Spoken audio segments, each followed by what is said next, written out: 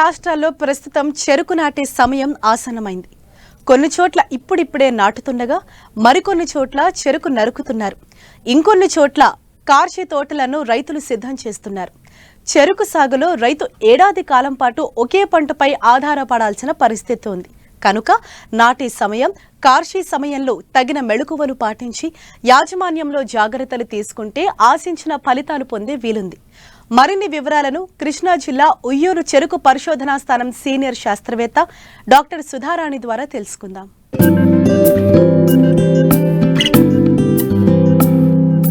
తెలుగు రాష్ట్రాల్లో సాగే వాణిజ్య పంటల్లో చెరుకు ప్రధానమైంది.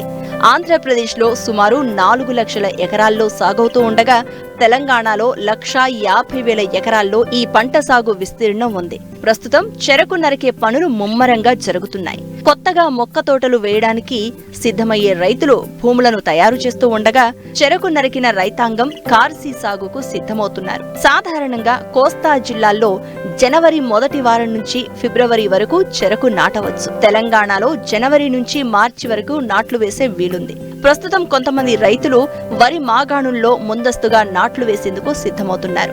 చెరకులో స్వల్ప, మధ్య, దీర్ఘకాలిక రకాలు అందుబాటులో ఉన్నాయి. రైతులు మేలైన రకాలను ఎంచుకుని నాటుకోవాలి. అయితే చెరకు మొక్క తోట నాటేటప్పుడు యాజమాన్యంలో రాజీ పడకుండా ముందడుగు వెయ్యాలని సూచిస్తున్నారు ఉయ్యూరు చెరకు పరిశోధనా స్థానం సీనియర్ శాస్త్రవేత్త డాక్టర్ సుధారాణి. అయితే ప్రస్తుతం మనం చెరుకు నరికే దశలోనే ఉంది. అలాగే నాటుకునే వాళ్ళు నాటుకుంటున్నారు. అలాగే కార్షి తోటలు రటూన్ చేసే వాళ్ళు కూడా చేస్తున్నారు. అయితే ప్రస్తుతానికి వచ్చేసేటప్పటికి చెరుకు హార్వెస్టింగ్స్ నడుస్తూ ఉన్నాయి. ఎవరైతే రటూన్ చేయదలుచుకున్నారో, ఏ రోజైతే నరికేస్తున్నారో ఆ రోజు సాయంకాలం లేదా మరుసటి రోజు నాడు నీళ్లు పెట్టుకున్నట్లయితే కనుక మనకి మొలక శాతం ఎక్కువగా అధికంగా వచ్చేటువంటి ఆవశ్యకత ఉంది. కాబట్టి కంపల్సరీగా ఏ రోజైతే హార్వెస్టింగ్ జరుగుతుందో ఆ రోజే వాటరింగ్, ఇరిగేషన్ ఇచ్చుకునేటట్లుగా రైతు సోదరులు చూసుకోవాల్సిందిగా గమనిక. అలానే కార్షి తోటలకి ఎప్పుడైనా కూడా మన ప్రధానంగా వేసే నాట్లతో పోల్చుకున్నట్లయితే కార్షి తోటలకి అధికంగా ఎరువులు వేయాల్సి ఉంటుంది. అది నత్రజని రూపంలో కానీ, డిఏపి రూపంలో కానీ, భాస్వరం రూపంలో కానీ, పొటాష్ రూపంలో కానీ వేసుకునేటప్పుడు మన ప్లాంట్ క్రాప్తో పోల్చుకున్నట్లయితే రటూన్ కార్షి తోటలకి కాస్త అధికంగా ఎరువులు వాడుకోవాల్సి ఉంటుంది. దాని ద్వారా ఏంటంటే మొలక శాతం తొందరగా రావటమే కాదు, మనకి మొక్క సత్తువ సంతరించుకొని కొంచెం బలం వచ్చేటప్పటికి మనకి పురుగు తెగుల నుంచి కూడా యాజమాన్య చర్యలకి ఎంతో తోడ్పడుతుందండి. ఇంకొకటి ఏంటంటే ప్రధానంగా ఇప్పుడు చెరుకులో చూసుకున్నట్లయితే కొంతవరకు మనకి పోషక లోపాలు కూడా కనిపిస్తున్నాయి. ఐరన్ కానీ, జింక్ కానీ. సో ఐరన్ లోపం అనగానే మనకి ఫస్ట్ ఐరన్ లోపం ఎలా గమనించుకోవాలి అంటే మొక్కల ఆకులు ఎక్కడైతే ఉన్నాయో అవి పెలిసిబడిపోయి తెల్లగా అయిపోవడం, లేదా లేత పసుపు రంగులో కనిపించడం, తెల్లగా మారిపోవడం గమనించుకోవచ్చు. అలాంటి సమయంలో కనుక మనకి ఇది ఐరన్ లోపం అని గమనించుకున్నట్లయితే ఐరన్ సల్ఫేట్ అన్నబేది అన్నదాన్ని 5 గ్రాముల లీటర్ నీటికి కొంచెం నిమ్మప్పుతో కలిపి పిచికారీ చేసుకోవాల్సి ఉంటుంది.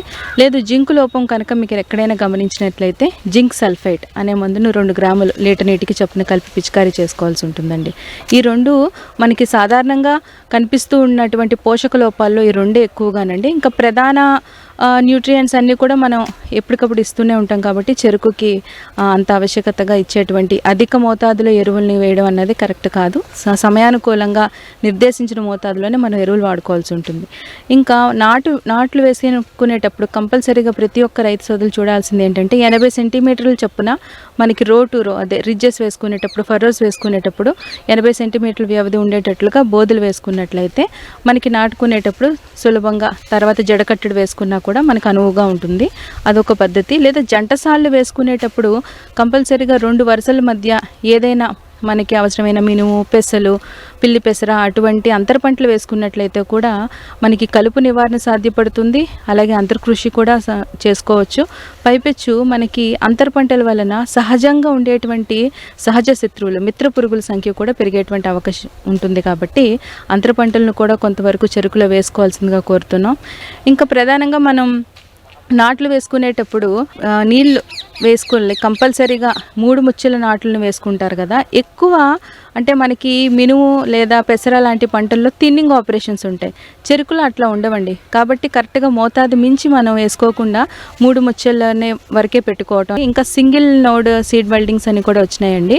అది మనం ట్రేస్ ద్వారా తీసుకొని సింగిల్ నోడ్ అయితే కనుక ఇంకా తక్కువగా మనకి మంచిగా ఉపయోగపడుతుంది. కాబట్టి ఎస్టాబ్లిష్మెంట్ విగర్ వైబిలిటీ కూడా బాగుంటుంది. కాబట్టి అది కూడా రైతు సోదరులు పాటించవచ్చు. చెరకు తోటలకు బాల్య దశ నుండే చీడపీడలు ఆశించే ప్రమాదం ఉంది. ముఖ్యంగా పీక పురుగుగా మొదటి దశలోనే ఆశిస్తుంది. ఇది మొక్క మొవ్వుల్లో చేరి తీవ్ర నష్టం కలిగిస్తోంది. తరువాతి దశల్లో కాండం తొలుచు పురుగుగా రూపాంతరం చెందుతుంది. చెరకు గడలకు రంధ్రాలు చేసి లోపలి కణజాలాన్ని తినేయడం వల్ల దిగుబడికి అపార నష్టం వాటిల్లుతుంది. కాబట్టి రైతులు చీడపీడలను ఎప్పటికప్పుడు గమనిస్తూ సమగ్ర సస్యరక్షణ చర్యలు చేపట్టాలి. ఇంకా తొలిత అసలు నాటు వేసినటువంటి వెంటనే కూడా రైతులు చూసుకోవాల్సింది ఏంటంటే తేమ, ఇరిగేషన్స్ అనేది కనీసం నాట్లు లైఫ్ ఇరిగేషన్ అంటారండి. ప్రతి వారం రోజులకి ఒకసారి 3 నుంచి 4 సార్లు కంపల్సరీగా నీటి తడులు ఇవ్వాలి. చెరుకులో ప్రధానంగా మనం తొలి దశలో తీసుకోవాల్సిన జాగ్రత్త ఏంటంటే ఇరిగేషన్స్. చెరుకులో అది కనుక పాటించలేనప్పుడు మల్చింగ్ ఒక ఆపరేషన్ ఉంటుందండి. అంటే మన చెరుకు చెత్త ఏదైతే ఉండిందో సుమారుగా 1 టన్ను 1 ఎకరానికి చొప్పున చెరుకు చెత్తను మనం ఎప్పుడైతే మనం నాట్లు వేసేసుకుంటాం చుట్టూత కప్పేమనుకోండి, మనకి మాయిశ్చర్ పోకుండా విసులుబాటుగా ఉంటుంది. లేదు నీటి తడులు వెంటనే ఇవ్వకుండా, లేదా మనకి ఇప్పుడు టెంపరేచర్స్ చూసుకున్నట్లయితే ఉష్ణోగ్రతలు ఫిబ్రవరి మార్చి సమయం రాగానే అధికంగా వస్తాయి. ఆ సమయంలో ఏంటంటే పీక పురుగు ఉధృతి అనేది చాలా త్వరగా పెరిగేటువంటి ఛాన్సెస్ ఉన్నాయి. కాబట్టి పీక పురుగు నివారణ కొరకు మనం చెరుకు చెత్తను కప్పటం కానీ నీటి తడులు త్వరగా ఇవ్వటం కానీ చేసినట్లయితే కొంతవరకు 50% పురుగులు తెగుళ్ళని మనం యాజమాన్య పద్ధతులు, సేద్య పద్ధతుల వల్లనే కంట్రోల్ చేసుకుంటూ మిగతావి ఏమైనా ఉన్నట్లయితే మనకి అవకాశాన్ని బట్టి కెమికల్స్ యూస్ చేసుకోవాల్సి ఉంటుంది. ఇంకా పీక పురుగు అన్నది అందరికీ తెలిసిన విషయమే. అది రాగానే మొవ్వు చనిపోతుంది. దాని ద్వారా మనకి చాలా తొలి దశలోనే మనకి పాపులేషన్ తగ్గిపోతుంది. కాబట్టి ఆప్టిమమ్ సైజ్ మెయింటైన్ అవ్వదు. మళ్ళీ మనం గ్యాప్ ఫిల్లింగ్ చేసుకోవాల్సి ఉంటుంది. అంటే వేరే నాటు మొక్కలను తీసుకొచ్చి మళ్ళీ అక్కడక్కడ దాన్ని బట్టి ఏంటంటే ఒక మొక్క ఒక సైజులో ఇంకొక మొక్క వేరే దశలో ఉండటం, యూనిఫామిటీ పాపులేషన్లో లేకపోవటం, తర్వాత పురుగులు తెగుళ్ళకి అటాక్ అవ్వే ఛాన్సెస్ పెరుగుతూ ఉంటాయి. కాబట్టి ముందుగుండానే పీక పురుగు ద్వారా డెడ్ హార్ట్స్ వచ్చి పురుగులు చనిపోకుండా, మన మొక్కలు చనిపోకుండా చూసుకోవాల్సి ఉంటుంది. అయితే పీక పురుగు నివారణకి తొలి దశలో అయితే కనుక మనం 3 ముచ్చెల నాట్లు నాటే ముందే వాటిని కొరాజన్ లో మనం ముంచి నాటుకోవటం కానీ, లేదా వేసిన తర్వాత అయినా కొరాజన్ గుళికలను వేసుకోవటం కానీ, లేదా స్ప్రేయింగ్ చేసుకోవటం కానీ అడాప్ట్ చేసుకున్నట్లయితే చాలా వరకు ఈ యొక్క పురుగు ఉధృతి తగ్గడం జరుగుతుందండి. అలానే మనం మొక్క ఎదుగుతున్న కొద్దీ మనకి ఈ పీక పురుగు అన్నది తర్వాత మనకి ఇంటర్నోడ్ బోరర్గా మారే ఛాన్సెస్ ఉంటాయి, అంటే కాండం తొలుచు పురుగుగా. కాబట్టి ఆ కాండం తొలుచు పురుగు నివారణ ఒకసారి అది వచ్చిందంటే మనకి కనుపులు ఫామ్ అయిన తర్వాత వస్తుంది. ఒకసారి అది హోల్ పెట్టి లోపలికి వెళ్ళిపోయిన తర్వాత లోపల మొత్తం కనుపుల నుంచి పాక్కుంటూ పై వరకు వెళ్ళిపోతుంది. సో దాని ఉధృతి తగ్గించుకోవడం కూడా మన చేతుల్లో పని. అంటే ముందు నుంచి మనం పంట యాజమాన్య చర్యలు సకాలంలో సమయానుకూలంగా చేపట్టాల్సి ఉంటుంది. అలానే చెదలు కూడా అక్కడక్కడ కనిపిస్తున్నాయండి. చెరుకులో అడగడం జరిగింది. ఎక్కడైతే చెదలు ఉంటున్నాయో కంపల్సరీగా చెదల నివారణ కొరకు ముందుగుండానే మనం 2-3 సార్లు సరిగ్గా రోటవేటర్ వేసుకోవడం, లేదు ఒకసారి నాటేసిన తర్వాత చెదల పుట్టులు కనిపించినాయి అనుకున్నట్లయితే బయోలాజికల్ కంట్రోల్లో, అంటే జీవ నియంత్రణ పద్ధతుల ద్వారా చేసుకునే పద్ధతి అవలంబించాలనుకునే వాళ్ళు మెటారైజియం అనే మందుని 1 కిలో, మెటారైజం ఎనైసోప్లీ అనేటువంటిది ఒక జీవ నియంత్రణ పొడి మందు, దాన్ని సుమారుగా 100 టన్నులు ఫామ్ యార్డ్ మెన్యూర్తో కలుపుకొని మనం జల్లుకున్నట్లయితే చాలా వరకు బయోలాజికల్ కంట్రోల్ ద్వారా చెదల్ని మనం నివారించుకోవచ్చు. లేదు మనం కెమికల్ ద్వారా చేసుకునే రైతులు ఉన్నారు అనుకుంటే కనుక 3 ముచ్చెలను మీరు నాటుకునే ముందే ఇమిడాక్లోప్రిడ్ 600 FS అనేటువంటి ద్రావణంలో ముంచి నాటుకున్నట్లయితే చాలా వరకు మనకు ఉపయోగకరం అండి. ఆ తర్వాత కూడా స్ప్రేయింగ్స్ కూడా ఇమిడాక్లోప్రిడ్తో 1-2 స్ప్రేయింగ్స్ చేసుకున్నట్లయితే కనుక 0.3 ml per litre of water ద్వారా స్ప్రే చేసుకున్నా కూడా మనకి చెదల నివారణ జరుగుతుంది. ఇది కాకుండా మనకి ముఖ్యంగా చెరుకులో ఏంటంటే ఏ పురుగు వచ్చినా కూడా జీవ నియంత్రణ పద్ధతుల ద్వారా చాలా వరకు మనం నివారించుకోవచ్చు.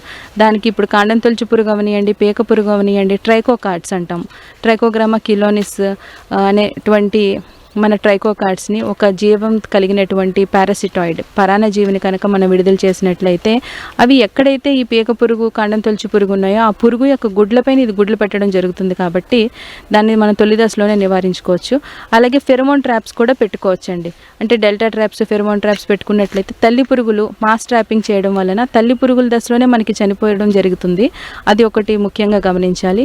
ఇంకొకటి రైతు సోదరులకి ముఖ్యంగా మా తరపు నుంచి మేము చెప్పదలుచుకునే విషయం ఏంటంటే, చాలా చోట్ల జీవ నియంత్రణ పద్ధతులు యాక్టివ్గా లేవండి, అవి సరిగ్గా పనిచేయట్లేదండి అంటున్నారు. దానికి ముఖ్యంగా కారకం ఏంటంటే సమయానికి రిలీజ్ చేయట్లేదండి. అంటే ఇప్పుడు ఫెరమోన్ ట్రాప్స్ మేము ఇందాక మనం చెప్పుకున్న లింగాకర్షక బుట్టలు ఎకరానికి 10 చొప్పున పెట్టుకుంటే మానిటరింగ్ పర్పస్ కోసం, ఉధృతి ఎలా ఉన్నది అని చూసుకోవడం కోసం 10 పెట్టుకోవాలి. 20 నుంచి 25 చొప్పున పెట్టుకుంటే మాస్ ట్రాపింగ్, అంటే తల్లి పురుగులు దాన్ని ఆకర్షింపజేసి చంపేయటం అనమాట.